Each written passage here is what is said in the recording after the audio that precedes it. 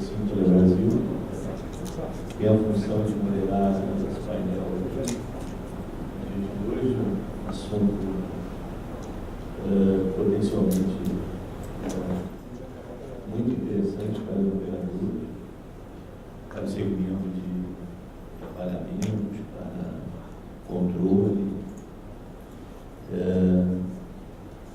Então, nós vamos chamar a mesa o Marconi, o superintendente Marconi Maia da Anatel, que está tratando desse tema lá na agência. E tem outro convidado, o Marcelo Merrias, que é da TIM, mas ele está tendo um problema e o voo dele ainda não chegou, ou se chegou agora, então ele vai chegar um pouquinho atrasado aqui. A nossa expectativa é que ele tenha a possibilidade de trazer a sua colaboração aqui para a nossa palestra de hoje.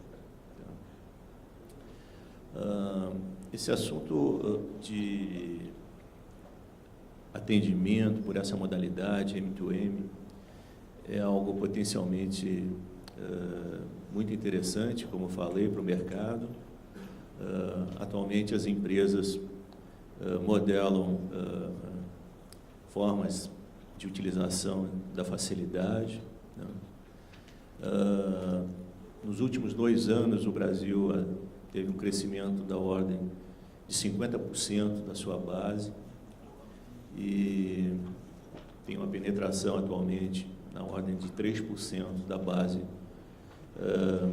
disponível do SMP. Dependendo do desenvolvimento, das oportunidades, há uma expectativa muito grande de que as empresas tenham, até o ano 2020, um crescimento na ordem de 35% que contempla 35% dos acessos do SMP, essa modalidade de serviço. Foi feito um decreto regulamentando o acesso, é o decreto 8234 de 2014, que entrou em vigor a partir do dia 5 de maio desse ano. Esse decreto que traz uma desoneração parcial do Fistel, incentiva a implementação dessa facilidade e está sendo implementado nesse momento e, ao mesmo tempo, já se identifica a necessidade de um aperfeiçoamento, algo que as empresas estão tratando para que haja uma melhor ampliação desses acessos e, portanto, tenha um desenvolvimento mais significativo da modalidade de acesso com M2M. A Anatel começa a segmentar esse tipo de acesso. A superintendência do Marconi está tratando disso. Ele vai fazer uma apresentação nessa linha aqui para todos nós. Nós vamos, só para orientar o trabalho nosso, nós vamos considerar a apresentação do Marconi e dar andamento normal ao painel. E caso tenha a disponibilidade da presença do Marcelo da TIM, ele entra posteriormente para fazer a apresentação sobre a ótica da operadora. Eu queria passar a palavra aqui para o Marconi e muito obrigado aí pela presença da Anatel nesse evento. Obrigado, Sérgio Kern. Eu queria agradecer aí a oportunidade de estar debatendo esse assunto que está tão recente aí, tão em evidência, que vai na linha do que o poder público tem procurado atuar nesse momento, que é de procurar fazer as desonerações necessárias para que a gente tenha o atendimento do público com preços mais acessíveis. E 2, o desenvolvimento mais veemente, né, das telecomunicações no Brasil. Então, nós vamos... eu tenho uma apresentação, eu não sei se acho que o controle está ali, eu vou me permitir permanecer em pé. Então, do que nós estamos falando nesse momento e qual é a atuação da Anatel em relação a essa questão da comunicação máquina a máquina. A Lei 12.715 de 2012, ela coloca lá que o valor da taxa de instalação, quer dizer, a TFI, para esses equipamentos que estejam definidos aí nessa condição máquina a máquina, tá certo? E que integrem sistemas de comunicação máquina a máquina, nos termos da regulamentação a ser editada pelo Poder Executivo, passam a ser R$ 5,68. Para aqueles que não, porventura, não tenham ideia, hoje essa taxa de fiscalização está na faixa de R$ 26. R$ 26 e estamos baixando então para R$ 5,68, é o que a lei pressupunha quando ela foi promulgada em 2012. Então, basicamente, a gente tem aqui, então, um comando de que, nos termos da regulamentação a ser editada pelo Poder Executivo. Em questão tributária, os entendidos aí, eu não sou advogado, mas eu aprendi com os advogados, você só consegue colocar em funcionamento a cobrança do tributo depois que todas as condições estão legalmente estabelecidas. Não dá para você antecipar nada, tem que preencher todas as condições. Então, o que acontece? A própria lei diz que vai haver uma regulamentação a ser editada pelo Poder Executivo. Então, por isso, não pôde ser cobrada. A partir do início, lá, quando a lei foi promulgada, não se podia cobrar, porque ainda tinha uma previsão de uma regulamentação pelo Poder Executivo, a ser editada pelo Poder Executivo. Então, o que o Poder Executivo fez? Decreto 8.234, de 2 de maio de 2014, como o Sérgio Kern colocou. Esse decreto diz lá que ele define, então, cumprindo o comando legal, ele vem definir o que é a comunicação máquina a máquina, que equipamentos fazem parte desse conjunto que vai poder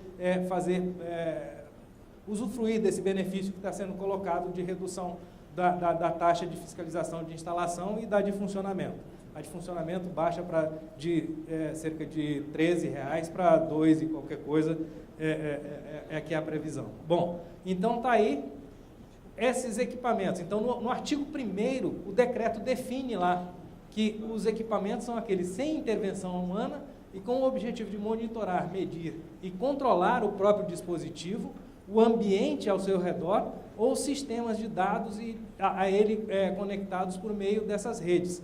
Então, está aí a definição de quais são os dispositivos que vão se beneficiar dessa redução, ou dessa redução tributária.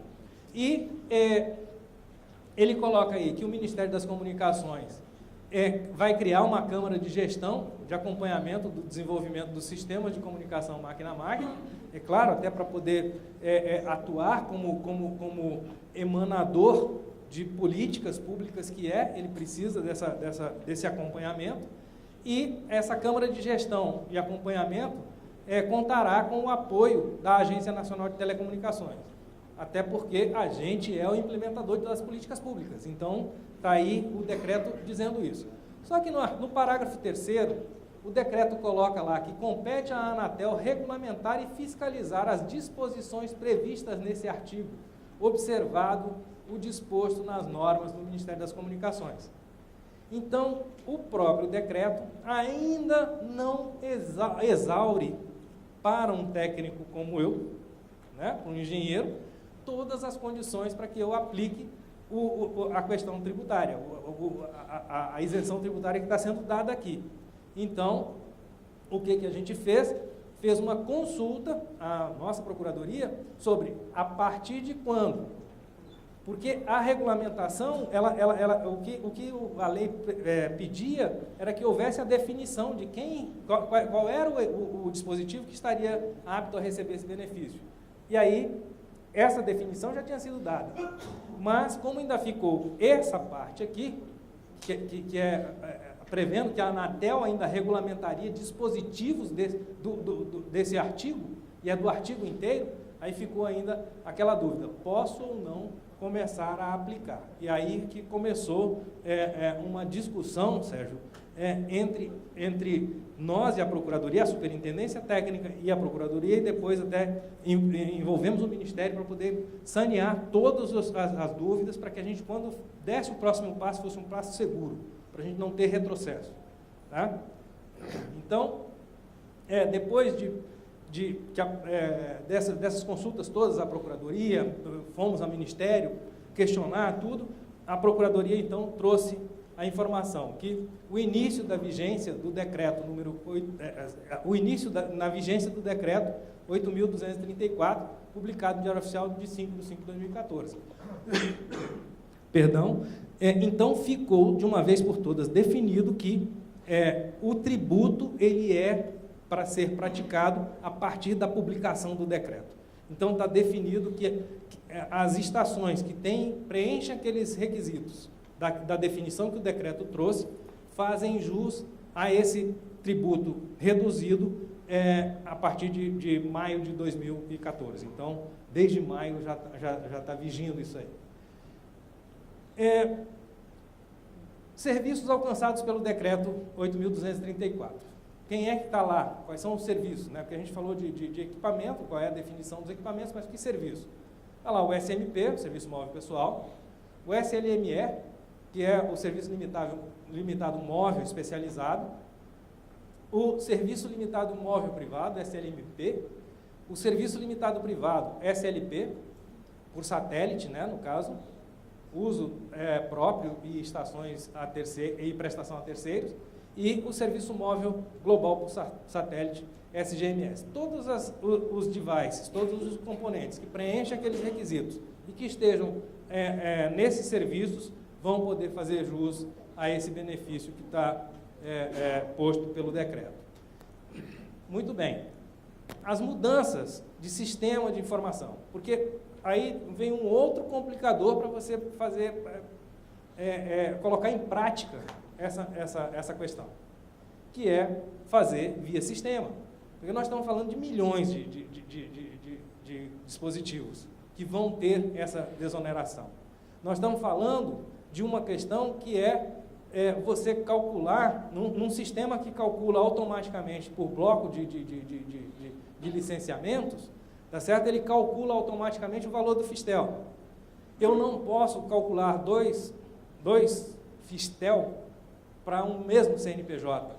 Então, eu tinha que fazer adaptações, melhorias no sistema que previssem esse cálculo. E esse foi um outro fator que fez com que a gente, desde maio até agora, ainda não tivéssemos aplicado, e fazer isso na mão é simplesmente impossível para nós, porque a possibilidade de erro é muito grande, dada a quantidade de cálculos que você tem que fazer e ainda juntar, agregar com a maneira antiga de fazer o cálculo, porque tem outras estações que vão poder ser licenciadas, que obrigatoriamente serão licenciadas com o valor antigo. Então, a gente levou um tempo para desenvolver isso, né? As alterações nas especificações de entradas de dados, processamento de créditos de licenciamento em bloco das estações móveis e geração de boleto único, discriminando o tipo de estação nos sistemas. Então, os sistemas são o sistema do SMP e o STEL, que é onde estão os outros serviços que não são o SMP. Então, eu tinha que fazer essa adaptação e trabalhar com tecnologia da informação sempre é algo que demanda tempo. O pessoal tem que queimar um pouco de fosfato lá para poder desenvolver esse sistema. Perdão. Então, como é que a gente prosseguiu nisso? A operacionalização dessa questão. Então, dia 29 de março de 2001, tinha lá a resolução 255, que dizia das condições para obtenção da licença em blocos, tá? Para esse tipo de equipamentos. Aí ele deveria recolher até o 10º dia útil do mês subsequente o valor da TFI correspondente. Então, basicamente, é essa a questão. Nós vamos licenciar em bloco e até o 10º dia útil do mês subsequente será cobrada aquela diferença com essas características aí. Aí a forma de calcular está aí esses bulletzinhos que dizem aí a quantidade de estações existentes no mês, levando em consideração também a quantidade de assinantes desativadas no mês e as reabilitadas. Então, faz-se a conta e aí você chega a esse valor. Então, é nisso aí que a gente mexeu em termos de sistema. E ainda, para operacionalização, o início dos licenciamentos em bloco. Para esse caso agora, nós começamos exatamente nesse mês de setembro. Então, nós limpamos a questão de qual era a data, limpamos a questão de alterar o sistema, solicitamos às empresas que trouxessem os dados para a gente testar o sistema já com os dados reais das empresas. Estamos recebendo esses dados, estamos acabando de receber esses dados. Tá? Então, esse mês a gente já pretende, quando emitirmos o boleto, vai sair um boleto único, trazendo o valor das estações à moda antiga, agregado ao valor da nova forma de cálculo, que é com essa isenção de Fistel aí. O prazo para licenciamento encerra em 12 de setembro, ou seja, esses dados têm que ser mandados para a Anatel de imediato, para que, depois de amanhã, né? Hoje é dia 9, não depois de amanhã, mas daqui 3 dias, nós temos que ter fechado essa conta, e aí geraremos os boletos para pagamento das empresas. No mês de setembro, a gente pretende discutir, isso nós fizemos a consequência da lei, do decreto, para a diferença das estações do mês passado, de agosto para setembro. O que acontece de maio a julho, ou de maio até agosto, para poder harmonicamente formatar essa curva. Então, nós vamos discutir agora em setembro, inclusive com participação das operadoras, como que nós vamos fazer para identificar essas estações que já preenchiam esses requisitos, né, dessa definição, para que a gente possa ver como é que vai fazer com o passivo, a diferença que foi aportada para essas estações. Então, e aí a gente vai ver como é que vai resolver essa questão. Como é que, se é um desconto nas faturas próximas, como é que vai fazer. Então, vamos discutir isso agora durante esse mês de setembro. Com vistas a subsidiar a Câmara de Gestão, a Anatel regulamentará procedimento para coleta de informações que identifiquem a finalidade para a qual está destinado o acesso informado como máquina a máquina. Ou seja, o que a gente está fazendo para atender o comando do decreto é fazer essa regulamentação, porque a gente existe um comando do Ministério das Comunicações que pede para que a gente identifique qual é a finalidade para que está sendo utilizada essa estação. Tá? Porque ela atendendo aquele comando de não haver interação humana, controle do próprio equipamento ou do meio ambiente em torno, mas para que área que está sendo utilizada? Até porque o Ministério tenha condições, naquela questão da Câmara de Gestão, para ele ter condições de trabalhar as políticas públicas. Onde é que eu preciso investir mais? Para conhecer, né? A gente ter dados de como é que está sendo aplicado esse benefício fiscal que foi trazido pela lei e pelo decreto. Era isso aí que eu tinha para falar a respeito dessa questão máquina a máquina. Sempre lembrando que, como são milhões de terminais, e a gente tem uma isenção aí, da TFI, que sai de 26 vem para 5,68. A TFF, que anualmente sai de R$13 e vem para 2 e qualquer coisa, imaginem os valores que estão envolvidos aí e que beneficiam, no final da cadeia de valor, vai beneficiar o próprio consumidor brasileiro das telecomunicações. Obrigado.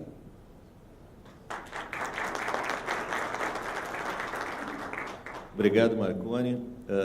O nosso convidado, representante da TIM, infelizmente recebi informação que ele não vai poder comparecer. Eu vou abrir a sessão de perguntas para o Marconi. Bom dia. Marconi, em relação à regulamentação da Anatel, eu tive a oportunidade de trabalhar numa empresa de M2M e uma das reclamações deles era o seguinte, era a questão de cobertura em tudo quanto é lugar. E eles falavam o seguinte, olha, não importa para mim se é TIM, Vivo, Claro ou Oi.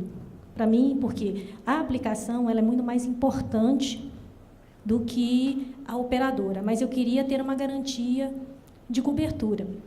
E aí a proposta era, olha, você tenha N chips, porque não existe home de dados. E aí uma solução fica muito cara para o cliente, porque o cliente em si, essa é uma visão de cliente, tá? Fala o seguinte, olha, para mim o importante é a segurança e a confiabilidade do produto. Porque a parte M2M é commodity. Eu não sei se a Anatel já está pensando em alguma coisa desse tipo, porque você tem um produto M2M em um determinado lugar que não tem cobertura, vamos dizer, para uma aplicação Smart Grid ou para uma aplicação de segurança, o mais importante é a cobertura independente da operadora. Tá. Essa é uma questão que eu acho que tem que ser discutida, você tem que levar isso à discussão e ao desenvolvimento da regulamentação para que você aborde essa questão. Porque hoje, basicamente, eu me preparei para a gente vir tratar da questão da desoneração em si, das estações que serão licenciadas com essas condições. Agora, essa questão de cobertura, a questão de, inclusive, tem um outro questionamento da abrangência, da definição que foi posta pelo decreto. Né? Que hoje, por exemplo, os point of sales não estão englobados por essa definição ou por esse benefício que a gente está colocando. E agora você está colocando essa questão de cobertura. É importante isso e eu acho que temos que ir debatendo, temos que desenvolver a regulamentação naquilo que for necessário para que a gente alcance esses anseios do mercado. Tá? Porque só a desoneração, só para complementar, não seria suficiente desse ponto de vista. Porque você desonera de um lado e você tem que ter 4 operadores, porque você não sabe onde vai ter cobertura ou não. Então, fica no final das contas, ainda continua caro para o usuário final, né? Sim, aí, inclusive, tem, hoje, com relação à entrada de novos operadores, nesse edital dos 700 MB, por exemplo, a gente já prevê o uso da frequência, tá certo? Por quem não, se a operadora que ganhou a frequência naquele lugar não puder, a outra é em caráter secundário, aí de repente você tem a cobertura.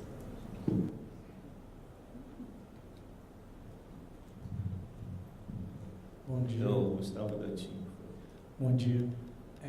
Marconi, o setor tem uma dúvida quanto como vai ser enquadrado esses aplicativos para M2M em relação à desoneração, principalmente sobre a questão do POS e a ideia de que qualquer tipo de intervenção humana não poderia classificá-lo como passivo de desoneração. Acho que todos os tipos de modalidade M2M têm algum tipo de intervenção humana, por menor que seja. E hoje, aproximadamente 55% dos aplicativos são de POS e está muito em linha com a questão de desenvolvimento de bancarização via telefonia móvel e tudo isso, que é também uma meta, acho que do governo e também da Anatel. Então, se puder explicar um pouquinho qual é a ideia, como a gente está pensando em classificação de M2M, eu sei que tem alguns estudos da BR, desenvolvimento de uma avaliação de TAC centralizado junto à GSMA, para dar maior transparência do que é de fato o M2M e não permitir de fato uma desoneração abusiva para um serviço comum. Mas só para a gente pensar como seria a evolução em relação a isso e como seria possível enquadrar aí quase 55% do que a gente tem hoje e muito importante o desenvolvimento do setor bancário para a sociedade como um todo. Obrigado. Obrigado pela pergunta. Na verdade, o que a gente está trabalhando é com uma forma mais conservadora de encarar o problema no primeiro momento, né? Que foi dentro da definição, até porque se eu fosse fazer uma regulamentação para detalhar qual é o nível que não pode ter de intervenção humana para ser considerado não haver intervenção humana, ou não, eu ia demorar mais ainda a aplicar. Então, tudo que está sendo considerado como intervenção humana não pode entrar ali, o control of sale é um dos casos. Essa discussão, eu acho que é de interesse do mercado, vários já vieram conversar comigo a respeito disso, e eu acho que a gente vai ter que dar sequência também, né, nessa discussão para ver se é possível avançar ou não. Inclusive, vai ter que necessariamente envolver o gerador de política pública, que é o próprio Ministério das Comunicações. Porque quando está claro daquele jeito que não pode haver interação humana, o que é considerado não haver interação humana? Então, acho que a gente precisa evoluir nessa discussão. Num primeiro momento, a gente está, inclusive, a declaratório. A própria empresa declara o que ela está vendo que atende à regulamentação e segregando aquilo que não atende, ainda na visão da própria empresa. Então, é declaratório. E a gente vai avaliar se tem ou não essa interação humana. E aí, me assusta muito você falar que quase tudo tem interação humana. A inteligência humana está em todo ambiente, isso é verdade. Agora, naquelas condições, é para controle do próprio dispositivo, é para controle de meio ambiente. Quer dizer, essas coisas é que vão dando, vão adjetivando melhor o que é o equipamento que preenche os requisitos da definição contínua do decreto. Obrigado. Só complementando, quando eu falo interação humana, é como você colocou, tem vários tipos de interação humana, não necessariamente para utilizar o serviço, mas para consolidar. Algum tipo de interação humana ficou talvez um pouco genérico, de fato, tendo que um aprofundamento disso para entender o que deve ser enquadrado ou não é muito importante. Obrigado.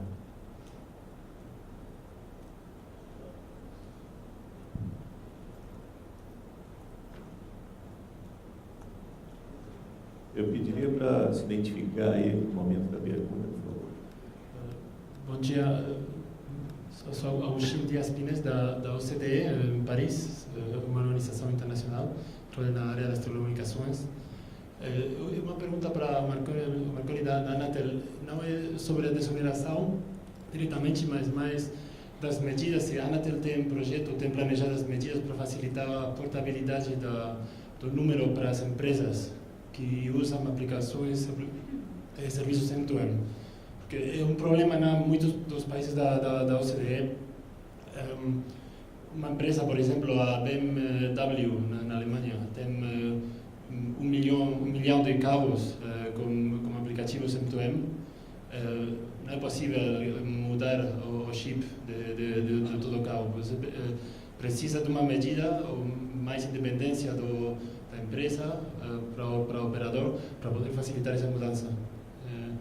Então, nós temos uma proposta de dar mais liberdade às empresas para se apropriar dos números e poder assim trocar de operador mais facilmente. Mas acho que é um problema nosso no Brasil, mas não todo o país da OCDE.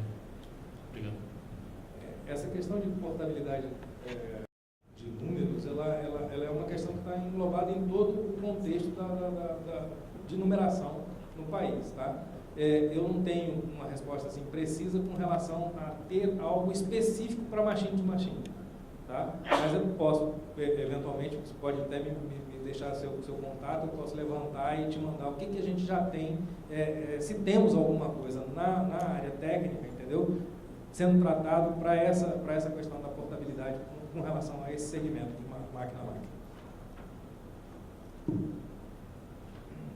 Só para complementar a sua pergunta, nós temos um projeto aqui no Brasil que ele está em fase de implementação há algum tempo, que se chama SimHAV, é para monitoramento de frotas e localização. Esse projeto ele prevê um chip aberto, tá certo? E pode ser trocado de operadora para operadora sem intervenção no dispositivo que vai no carro. Tá? Então, é um projeto que eu acho que atende essa necessidade de troca, né, da numeração, tá? Que pode ser, vamos dizer, evoluir, né, para outras aplicações. Tá? É importante também indicar que, efetivamente, essa facilidade ela tem um potencial enorme de crescimento, né? E que a revisão, vamos dizer, do conceito, o que é acesso M2M, vai possibilitar uma expansão significativa do serviço na medida que for revista essa condição de intervenção humana. Está previsto, como você deve saber, lá na Europa, o sistema Connect Car, que prevê a localização do veículo em acidente a partir de 2015, em todos os veículos da União Europeia. Então, isso potencialmente é um crescimento enorme. Efetivamente, esse dispositivo que está sendo planejado para a Europa, ele não tem intervenção. Automaticamente, teve o acidente, ele registra a localização e passa um chamado para o 119, eu acho que é o código de emergência na Europa. Tá? Então, acho que a gente vai caminhar para esse mesmo objetivo aqui no Brasil. A tendência, eu acho que é essa, tá certo? E, portanto, esse assunto torna-se extremamente relevante aqui, tendo em vista essas aplicações. Eu estou só exemplificando uma aplicação que a gente identifica potencialmente como algo explosivo, tá certo? Então, só para complementar essa posição da portabilidade do número, tá certo? Agora eu vou abrir para outra questão aqui na frente. Sérgio, Wilson, CTO da Nokia, América Latina, pergunta justamente vai nesse sentido do carro conectado, né? A gente vê essas ações da Europa, a gente imagina que isso vai vir para o Brasil 2, 3 anos, e até um exemplo que a gente dá, por exemplo, o carro que hoje existe o problema da chamada de emergência, né? Que eu posso ter a interação com a pessoa, num caso desse, da própria concessionária, um serviço de emergência, chamar a pessoa. Então, nesse caso, existe interação, né? Só que o mesmo chip é usado para fazer o diagnóstico, o mesmo módulo para fazer o diagnóstico do meu carro, e o mesmo módulo que faz a atualização do meu GPS. Então, tem todas essas interações, mas a gente imagina essa grande evolução do carro conectado. E outro ponto, Marconi, só compartilhando com você, a gente monitora em toda a América Latina o crescimento de tráfego de machine to machine. A gente viu no Brasil, nos últimos 6 meses, um crescimento grande, acho que é positivo, em função até da desoneração, mas a gente está perdendo ainda para Colômbia, Bolívia, Paraguai, em termos de crescimento de tráfego de machine to machine. Então, todas as ações ainda acho que falta alguma coisa a mais, e esse crescimento não está acompanhando, acho que a necessidade do mercado. Acho que a gente precisa trabalhar mais ainda em termos de fazer com que esse mercado cresça, porque a necessidade é grande e existe uma barreira ainda, não somente da parte da desoneração, mas a gente sabe também da parte do próprio imposto que recai de ICMS em cima das próprias conexões, que isso não cabe à agência, mas cabe ao setor batalhar por isso. Então, eu queria saber mais esse ponto da evolução do carro conectado e da evolução dessa regulamentação que a gente pode esperar para frente. Eu, aqui na condição de regulador, né, essa questão da aplicação, do que fazer com isso aí, eu acho que a TIM faz falta aqui nesse momento, né, de dizer como é que essa coisa evolui. Porque a nossa preocupação é em dar essas condições. Quer dizer, o poder público, nessa linha de reduzir custos, né, vem essa desoneração que eu acho que pode vir a dar um reflexo diferenciado, né, a partir desse momento em que a gente efetivamente começa, que até então estava se pagando o preço do valor cheio, né, a partir desse mês a gente começa a fazer a desoneração e vamos ver como é que o mercado reage, né, que é uma senhora desoneração, 1/3 do valor, né, e então isso está posto. Agora, essa questão mais da aplicação, como é que isso vai evoluir, eu realmente fico devendo. Eu fico devendo, não tenho condições de explorar esse assunto com uma propriedade que eu acho que toda a plateia mereceria que a gente explorasse. Só para completar aqui o que foi colocado sobre esse ponto de aplicações, o Cinti Telebrasil, juntamente com as operadoras, está avaliando quais são as possibilidades dessas aplicações a nível mundial, e nós temos interesse em levar para a Anatel um trabalho nessa linha, indicando a necessidade de harmonização do Brasil em relação aos demais países mais desenvolvidos que tratam dessa modalidade de atendimento. Nós temos já a previsão de um agendamento com a Anatel para levar um posicionamento do setor e acredito que tem que ser trabalhado fortemente alguns ajustes para que haja a expansão que a gente imagina e que deve acontecer. O nosso interesse. Efetivamente, a gente, hoje, o Brasil, na dimensão que tem e na economia que temos, né, deixa a desejar em relação à Colômbia, Chile, especialmente, né, aqui na América do Sul. E acho que a gente realmente precisa fazer alguns ajustes, tanto na área de tributos, tá certo, quanto na área operacional, como foi colocada a questão da portabilidade. Nós provavelmente vamos chegar a discutir uma questão de ter um plano de numeração específico para esse tipo de aplicação. Eu acho que vai ser a evolução natural dessa discussão com a Anatel.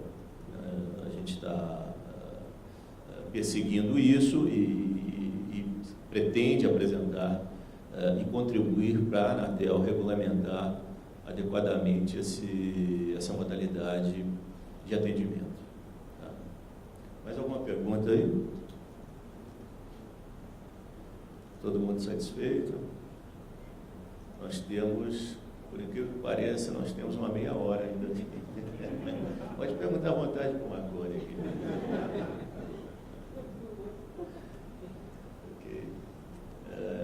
Então tá. Eu agradeço aí a presença de todos.